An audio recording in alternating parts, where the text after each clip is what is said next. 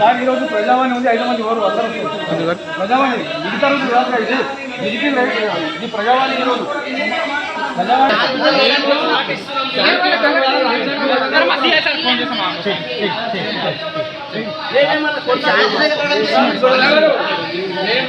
తెలంగాణ రాష్ట్రం అంతటా కూడా ప్రతి జిల్లాలలో SC ST BC minority association తరఫున అదేవిధంగా వివిధ కుల సంఘాల నాయకులు వివిధ పార్టీల నాయకుల ఆధ్వర్యంలో ఈరోజు GO-17ను రద్దు చేయాలని పెద్ద ఎత్తున నిరసన కార్యక్రమాలు చేస్తూ ఉన్నాము. అదేవిధంగా వినతి పత్రం అందజేస్తూ ఉన్నాము.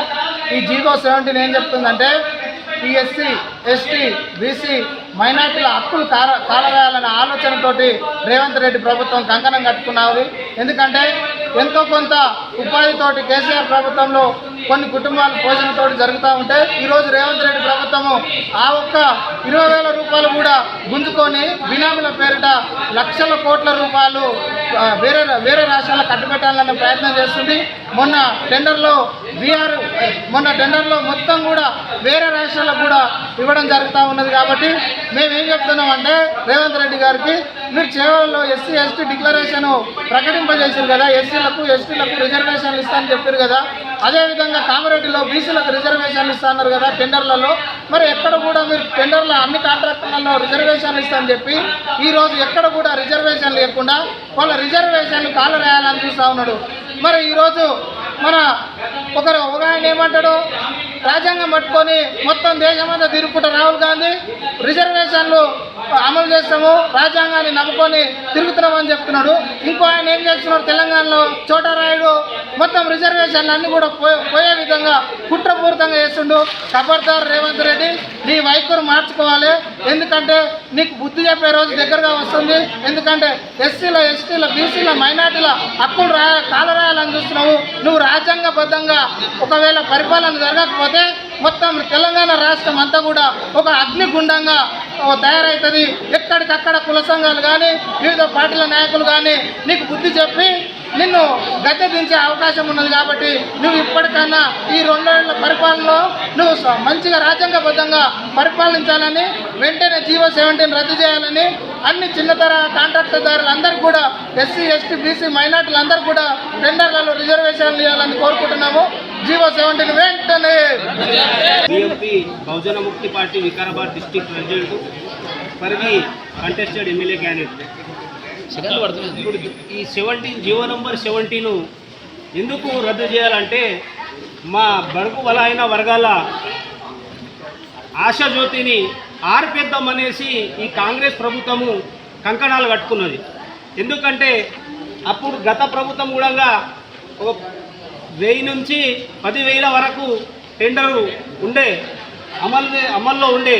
ఇప్పుడు ఈ ప్రభుత్వం ఏమంటే 50,000 ఫస్ట్ డిడి, 50,000 నుంచి పని యొక్క కాంట్రాక్ట్ తీసుకోవాలంటే 20 కోట్ల డిపాజిట్. అంటే మన అవకాశం లేదు, గడుగు బలైన వర్గాలకు అంత కాంట్రాక్ట్ తీసుకునే అవకాశం లేదు.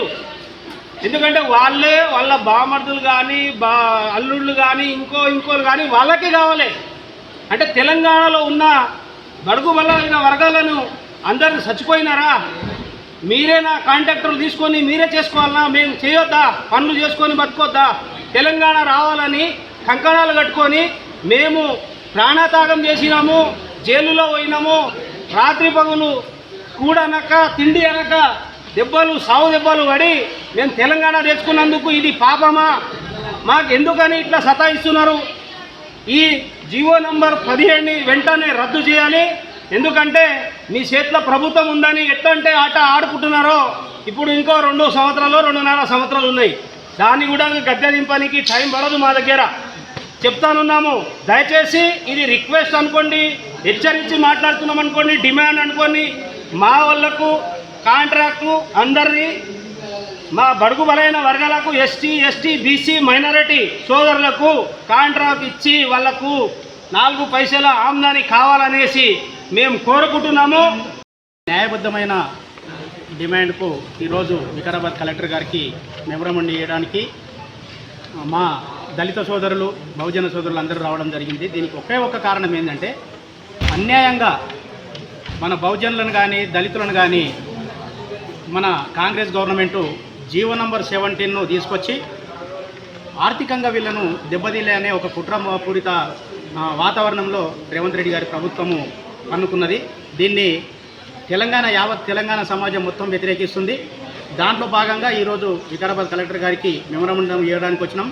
దయచేసి మేము మా డిమాండ్ ఏంటంటే, మీరు కామారెడ్డి డిక్లరేషన్, బీసీ డిక్లరేషన్ ఎట్లయితే అమలు చేస్తామన్నారో, అదేవిధంగా చేవెళ్ళ డిక్లరేషన్ ఎట్లా అమలు చేస్తామన్నారో దానికి మాటకు కట్టుబడి ఉండాలి. ఆ మాట తప్పిన గవర్నమెంట్లు కూడా చరిత్రలో కనుమరుగైనాయి.